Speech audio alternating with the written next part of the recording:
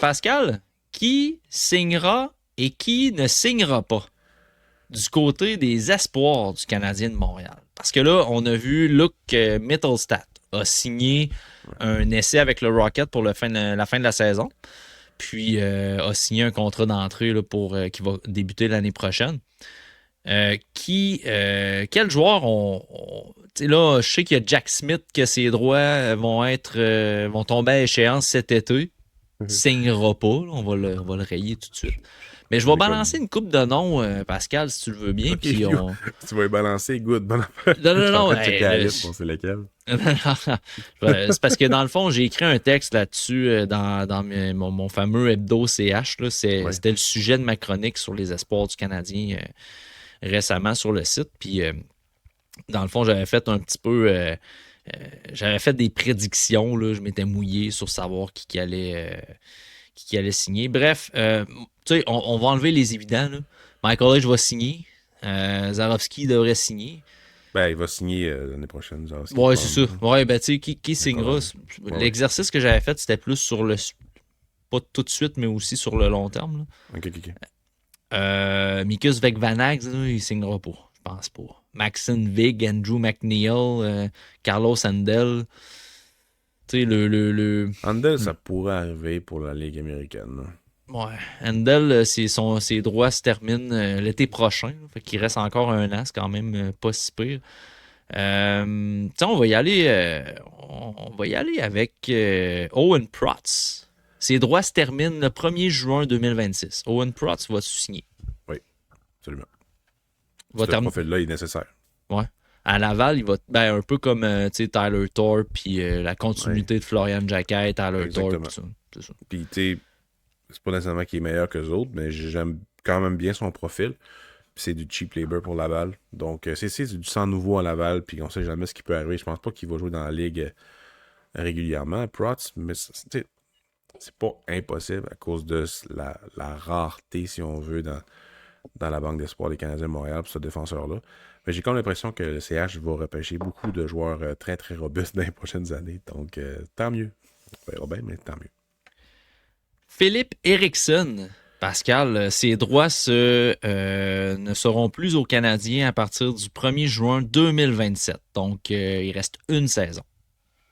Moi, je souhaite que oui. S'il veut jouer à Laval, surtout. Là. Ouais, je l'ai mis dans la colonne des signatures. Moi. Vraiment intelligent, vraiment rapide, vraiment tout. Ça va quand même bien cette année. Mais, tu sais, j'ai plus grand espoir qu'il fasse la Ligue, si on veut, parce que généralement, les Européens qui font la Ligue puis qui sont des joueurs pas d'impact, mais mettons top 9, sont déjà en Amérique du Nord à cet âge-là. Mais, tu sais, il a joué pour des forces dans la SHL, puis l'année passée, il avait joué beaucoup, ça allait bien avec Vaxel. Cette année, au début de la saison, il jouait pas énormément. Puis là, il était-tu à Luleå? Au début de la saison avec Luleå, là, il remplissait le net pas pire. Là. Il y avait des pas pires statistiques. Puis ça s'est terminé là. Son temps de jeu a chuté. Puis... Fait que, je ne l'ai pas regardé depuis. Je sais pas si son jeu est rendu exécrable soudainement, là, mais sa production a littéralement chuté. Là. C'est un gros manque de finition de Eriksson. Il demeure utile. Sa tête demeure là, sa rapidité, positionnement, c'est un gars intelligent. Mais m'amener, c'est parce que les buts qu'il marque ou les points qu'il fait, généralement, c'est pas constant, mais c'est surtout pas des jeux qui vont être hyper efficaces en Amérique du Nord. Fait que c'est là qu'on voit que j'aime beaucoup le junior, j'aime beaucoup le joueur européen, mais je sais très bien que ça va être quasiment impossible dans la ligne américaine de hockey, sauf s'il y a un changement incroyable, puis que finalement, il arrive, son offensive ressort, ou que c'est un gars de 30 points sur la 4 ou la 3e ligue, qui est capable, à la ligne, qui est capable de jouer défensivement vraiment bien. Mais tu sais, un gars de 5 et 11, zéro physique, c'est ça. Tu sais, c'est un bon guess, si on veut. Puis j'adore le joueur, mais pas chez les Canadiens, puis pas nulle part ailleurs, probablement. Mais ça demeure que il n'y a pas de plaisir à regarder jouer, là. Atoskoivu. Ces droits n'appartiendront plus aux Canadiens en 2028, 1er juin. C'est quand même loin encore. Ouais, Est-ce ils vont que tu signer. crois que sur le long terme, ce gars-là pourrait se dénicher un contrat avec l'organisation? Ah oui, absolument. 2028, c'est loin. Il joue déjà en Liga. Il va probablement venir en Ligue américaine. Peut-être pas l'année prochaine, mais l'autre. J'y vois absolument le signer. Ils ont quand même pas gaspillé, mais utilisé un choix de troisième ronde pour lui. Donc, ils vont vouloir y donner, puis le nom. Ils vont vouloir y donner toutes les chances pour se faire une place dans l'organisation. Mais je n'y crois pas comme probablement 85% des gens qui suivent un peu ça. Là. Ouais, moi, je Tant te mieux s'il y dirais. arrive. Tant mieux s'il y arrive. Mais Ouais, ben c'est ça. Moi, jamais je vais souhaiter qu'il il signe pas de contrat, mais surtout pas comme malheureusement, vous. dans mes prédictions, moi, je mettais qu'il n'y aurait pas de contrat. T'sais, en 2028, à un moment donné, la structure de l'équipe, ça va être bouchonné en haut. Là. Fait que, tu sais, on va vouloir avoir des gars dans la Ligue américaine qui vont pouvoir venir te remplacer des blessures dans l'alignement principal plutôt que de développer des jeunes comme on fait là. J'ai l'impression que les signatures d'espoir pour la Ligue américaine dans 2 3 ans, ça va être plus rare un peu. Peut-être, mais tu veux quand même du stock neuf. Ouais. Tu veux, à 2 années, tu veux des jeunes quand même en bas. C'est pas des Philippe Méchard, là, mais tu sais, du monde qui arrive puis qui. Pas qui brûle qui mêle les cartes, mais qui arrive et qui se développe un peu dans la ligne américaine pour se faire la main un peu, puis on sait jamais. Tampa Bay fait ça non-stop. Là. Fait que, c'est pas impossible. Boston aussi. C'est pas impossible que ça arrive pour un Koivu. Mais très peu de très peu d'espoir. Bogdan Konyushkov. Penses-tu qu'il va. Là, je rappelle à ceux qui écoutent, les droits de signature pour les joueurs de la Russie, les espoirs qui jouent en Russie, c'est pas mal indéfini. Il n'y a pas de règle d'entente entre la Russie C'est puis jusqu'à la. temps qu'ils soient UFA, dans le fond, ici. Là. S'ils n'ont pas de contrat là-bas, puis ici, ils n'en ont pas non plus, ben, ils tombent sur à 27-28 ans, ils peuvent C'est tomber ça. UFA. Là. Mais non. On a parlé une couple de fois. Là. C'est comme. Pas qu'ils signeront pas, mais c'est 5 et 11, il est défensif. Ben, c'est Et un tu veux pas carrier de. russe, c'est un mété russe, tu sais, à un moment donné. Quand il jouait, là, qui était capitaine puis qui jouait énormément, il y a 2 ans, j'étais comme, tu sais, il est excellent, mais il est le même joueur, absolument le même joueur qui était. Aucune. J'ai comme l'impression qu'il est bien là-bas, vraiment bien là-bas, puis ça ne dérange pas de rester là-bas. Donc, Plafonné, puis plafonné, mais quasiment voulu, là, tu sais. ouais, c'est un gars de 5 et 11 là, qui plafonne. Tu veux pas ça, c'est ta troisième paire. Fait que non, dans une équipe comme San Jose, il y a 2 ans peut-être, mais le Montréal, là, que tu veux viser les sommets, non. Logan Sawyer, Pascal. Moi, Ah, il tu va vois, là, signer. lui, ses L'équipe droits l'adore. seront à échéance le 15 août 2028. Moi, ma prédiction, c'était de dire, dans mon texte, c'était de dire que la saison prochaine, donc 2026-2027, il allait jouer dans la NCAA puis qu'il allait signer à la fin de cette saison. Non, c'est pas vrai. Après la saison 2027-2028, fait qu'encore 2 ans dans la NCAA. Ouais, ça dépend de ce qu'il va faire l'année prochaine parce qu'il est un peu le même joueur. Donc, tu sais, s'il manque de progression ou s'il y a tu sais, c'est comme s'il y a une excellente progression, j'aimerais ça qu'il signe. Puis s'il stagne, j'aimerais ça qu'il signe aussi parce que c'est comme, ouais, je allé des joueurs qui stagnent en NCAA. Mais non, il va signer, c'est sûr. Là. Peu importe c'est quand, si c'est l'année prochaine ou l'autre d'après, c'est un joueur qui va signer. L'organisation l'adore. C'est pas un joueur que j'aime énormément. Là.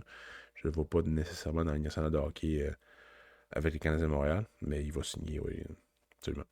LG Mooney, Oui. quand? Sold. C'est le quand. Tu sais, LG Mooney, c'est pas si, c'est quand. Moi, Ouais, c'est ça. j'estime dans 2 saisons. Ma prédiction. Mais ça vaut ce que ça vaut, là.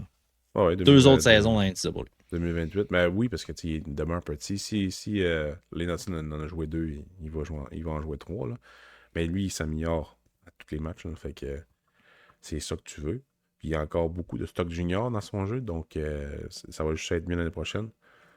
Puis ils ont été éliminés, je sais pas. Ouais, ils ont été Metastat, Ouais, ils sont qui ont été éliminés éliminés. avec Middlestat. Fait que, on va voir l'année prochaine. Mais ouais, c'est un joueur que j'aime vraiment beaucoup. S'il n'y arrive pas, ça ne va pas m'étonner parce qu'il demeure vraiment petit. Mais s'il arrive, je pense qu'on va être une coupelle pas tant été étonné que ça à cause de son chien, puis son intelligence, rapidité, puis tout. Aiden Papanakis. Papanakis. Il est pas mal plus physique de ce temps-ci. Donc, mais oui, c'est 6 pieds 4, 6 pieds 5, très rapide. Il joue pas dans la meilleure équipe, mais je pense que c'est eux autres qui ont la Coupe Memorial cette année ou l'année prochaine. Je pense que c'est cette année. Fait que il va jouer longtemps cette année. Puis il va se développer énormément. Fait que oui, je suis sûr et certain que si on signait Tyler Thorpe, faut que tu signes ce joueur-là. C'est pas le même profil, c'est juste.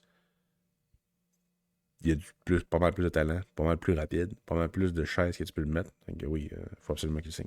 Ouais, puis lui, ça va se faire d'ici l'été prochain, dans le fond, parce que ses droits expirent le 1er juin 2027. Fait que tu vois, moi, dans mes prédictions, je disais que la saison prochaine, dans la WHL, puis qu'après ça, il allait rejoindre le Rocket. Vendu. C'est exactement ça que je vois pour lui aussi. Emmett Croteau. Hey, moi, j'ai dit qu'il allait signer. Parce qu'il y a quand même une progression. Tu sais, Emmett Croteau, c'est le running gag de genre des espoirs qui genre sont excessivement obscurs, puis il était mauvais, honnêtement, après sa sélection. Mais il y a une progression. Là. Cette année, honnêtement, j'ai regardé 2 matchs de lui. Puis, tu sais, je veux pas m'extensionner sur sa progression. C'est toujours bien juste 2 matchs. Mais statistiquement, ça va bien. Enfin, il est numéro 1. Ça, c'est une bonne affaire. Ouais. Fait que, tu sais, moi, je vois quand même ça pour une petite signature à Trois-Rivières ou de la profondeur de gardien à Laval. Là. Mais imagine que ce joueur-là, avec le nom Emmett Croteau, devient un joueur NHL.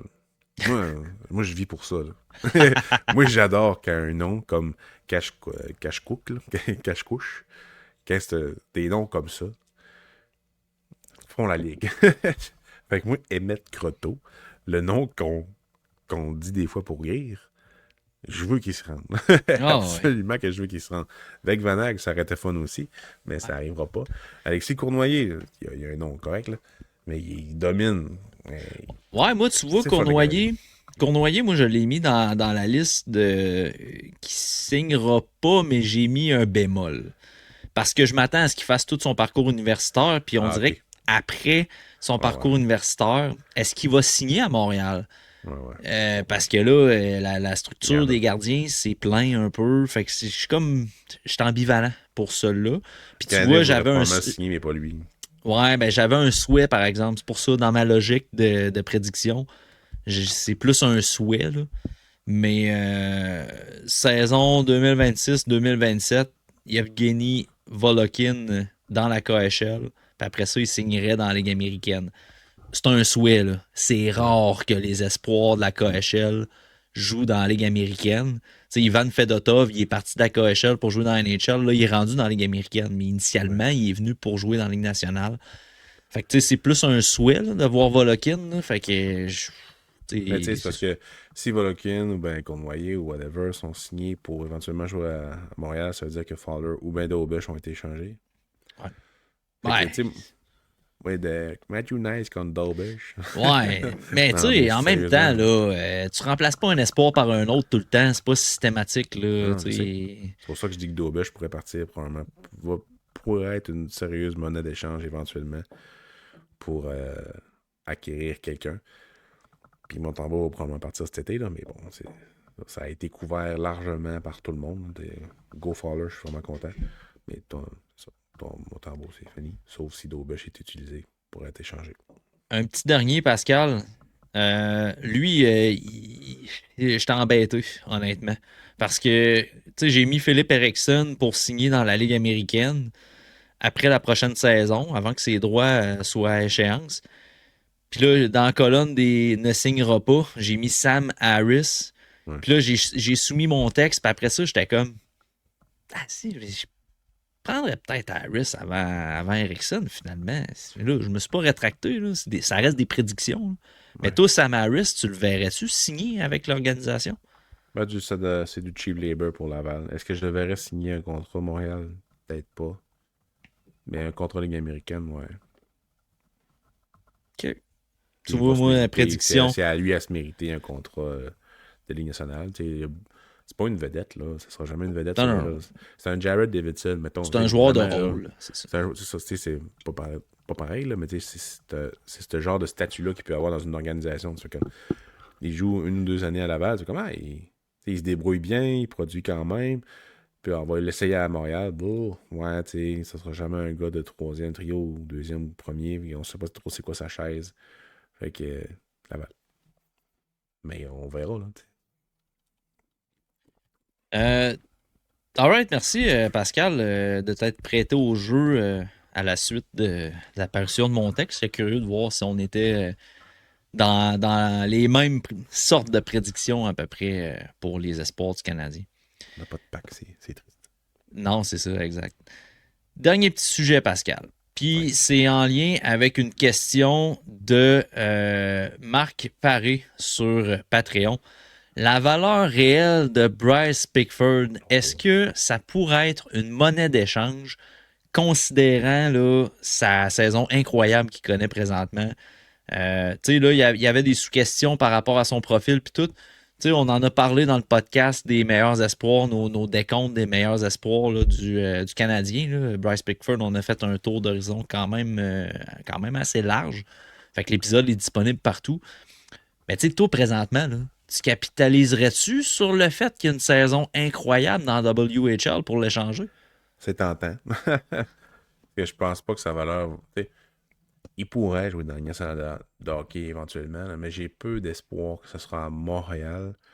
Que, mettons, oui, ils ont de la place à sa troisième paire. Là. Je pense qu'ils ont les effectifs dans l'organigramme pour au moins combler une des deux, puis qu'éventuellement, il va falloir un vétéran. Fait que Pickford, je le vois pas à Montréal. Tant mieux si oui, là, mais il y a quand même plusieurs lacunes qui font en sorte que c'est pas sûr à 100% qu'il fasse la Ligue. Donc, dans l'optique que le Canadien cherche des éléments à l'attaque ou dans le filet ou défensivement, je pense que Pickford est effectivement une monnaie d'échange. C'est quoi sa valeur réelle? Oh, oh, oh. Ben, elle est plus haute que sa valeur de son choix de repêchage. Absolument. Ça, faut pas l'ignorer. Là. C'était un choix de quelle ronde déjà? Troisième. Troisième ronde. Ben, il vaut au moins un deuxième, selon moi. Là, un choix de deuxième ronde. Mais je le vois vraiment plus comme un throw-in dans une transaction.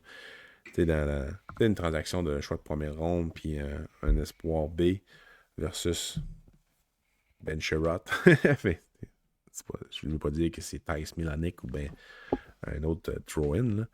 Je pense qu'il a une meilleure qualité que les autres, là. Mais c'est ce genre de joueur-là, je pense, qui pourrait être un petit ajout là, pour faire switcher une transaction. Si mettons l'équipe, j'en ai rien à foutre, des espoirs, des choix repêchage, un choix de 2, un choix de 3, j'en ai rien à foutre. Donne-moi un espoir. Je pense que Pickford pourrait jouer ce rôle-là un peu. Moi, là, Pascal, j'en ai parlé là, de Pickford dans des textes. J'ai fait son profil sur le site de Tout sur le hockey. On en a parlé dans le top 10 des meilleurs espoirs. Pickford, je respecte totalement la saison qu'il a présentement, mais il y a énormément de nuances à mettre dans sa saison. Et je crains personnellement qu'on est en train d'assister au tome 2 de Josh Brook. J'ai cette crainte-là. Je dis pas que Bryce Pickford, c'est Josh Brook, mais rappelez-vous Josh Brook quand il était dans le junior. Sa production offensive a fait un bond à son année de 20 ans, puis soudainement, là, c'était le prochain défenseur top 4 du Canadien, offensif. Il a tout qu'une shot, puis il avait un bon lancer aussi là, avec Laval, mais ça n'a jamais pogné, parce qu'il y avait des lacunes, puis à part cette habileté-là, c'était assez tranquille, là, Josh Brook. Là. Fait que j'ai peur d'être en train d'assister à un tome 2 de Josh Brook, malheureusement. Je pense que Pickford gère mieux la rondelle. Il n'a pas la mobilité. Josh Brook était meilleur patineur au même âge. Là. Josh Brook était plus risqué, effectivement, avec la rondelle. Je trouve que Pickford est plus sécuritaire quand il y a la rondelle sur la palette. Ça, c'est sûr. Puis il y a quand même une tangente au niveau de la progression qui est plus intéressante. Mais effectivement, est-ce que tu veux risquer de perdre la valeur de cet actif-là dans un organigramme qui est jam-pack? Je pense que c'est une forte possibilité. Mais tu sais, si maintenant il n'est pas échangé, puis tout, je pense qu'il y a quand même, entre lui et Owen Protz, puis les autres défenseurs, il y a quand même sa chance. Là. Ben, tu sais, c'est parce que. Sa chance, mais c'est parce que Pickford, il y a de quoi à développer. C'est ça. Il y a de C'est quoi pour ça qu'il vaut un deuxième d'offensif. choix. C'est ça, il y a de quoi d'offensif à développer avec lui. Mais je vous le dis, là, partisans du Rocket de Laval, soyez prêts à sacrer à quelques occasions quand Pickford va être sur la glace à 5 contre 5. Mais soyez prêts aussi à applaudir en powerplay quand il va scorer dans le top net. Ça, c'est évident. Ça, c'est clair. Il t'a une garnotte. Ouais, vraiment. C'est vraiment là, j'ai rarement vu ça à cet âge-là, là, le tir du poignet ou le tir sur réception. La précision, la puissance. C'est vraiment, là, vraiment impressionnant. Mais ce que j'ai hâte de voir, c'est son habileté à utiliser son lancer dans des lignes de tir qui vont régulièrement être plus fermées que présentement dans la WHL, que tu as des gars de 16-17 ans que ça ne leur tente pas de bloquer des shots. Oui, il y a ça aussi. Puis tu sais, c'est pas nécessairement le gars le plus mobile non plus, donc aller chercher les espaces libres, bouger le long de la ligne bleue, sortir le long de la bande pour aller dans le centre, puis tout, c'est pas nécessairement sa force. Donc, ce qui est mobile, il est mobile en ligne droite avec la rondelle pour se faufiler à travers l'adversaire. Pour ça, il est mobile. Mais comme tu dis, latéralement, pour ouvrir les lignes de tir, c'est vraiment difficile. C'est difficile. On verra bien. Il va peut-être être échangé contre le joueur mystère. Pascal! Contre le joueur mystère. Le joueur mystère! Qui est-ce qui?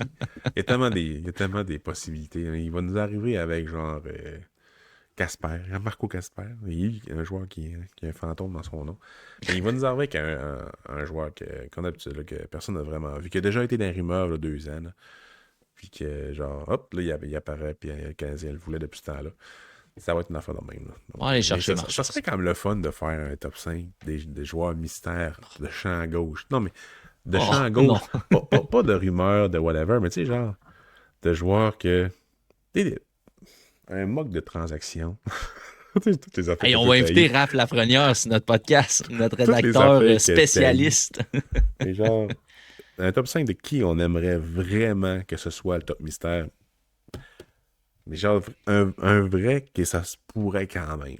Elias Peterson, non. Ça se pourra pas, là, ce joueur-là, parce qu'ils veulent la rebut du test. Mais de genre, je sais pas s'il est disponible, lui, mais sacrément que j'aimerais ça. Juste. Pascal, on fait ça. Garde, c'est correct. On va le faire pour le prochain épisode. On parlera pas 45 minutes, là. On fait juste lui, pourquoi il est bon. C'est fini. Non, moi, je pense qu'on devrait en parler pendant 45 minutes puis se faire une game de qui ice avec nos 5 gars. On pourrait faire des devinettes. C'est malade. On se fait des devinettes. Hey, ça va être... dans les commentaires, ça serait quand même drôle que vous nous envoyiez des joueurs, pas des devinettes, là, mais des joueurs que vous aimez bien. Là. Pas nécessairement de Matthew Nice. Dans Matthew Nice, il serait numéro 1 de ma liste à voir parce que c'est un joueur que j'adore. Là. Mais genre, mais ça serait quand même drôle de se faire des petites devinettes. Faut pas que je rie, je vais m'étouffer. Donc. All right. Hey, un gros merci, Pascal. On va mijoter cette idée-là là, de qui est pour le joueur. Ma blonde. C'est juste ça. Dans la vie, il faut que tu fasses rire ta blonde. Ça vient de se passer. Oh yes. Objectif réussi. All right. Hey, merci, Pascal. Merci à ceux qui ont été à l'écoute pour cet épisode-là. Puis on se revoit dans un prochain épisode du TSLH Podcast. Salut tout le monde.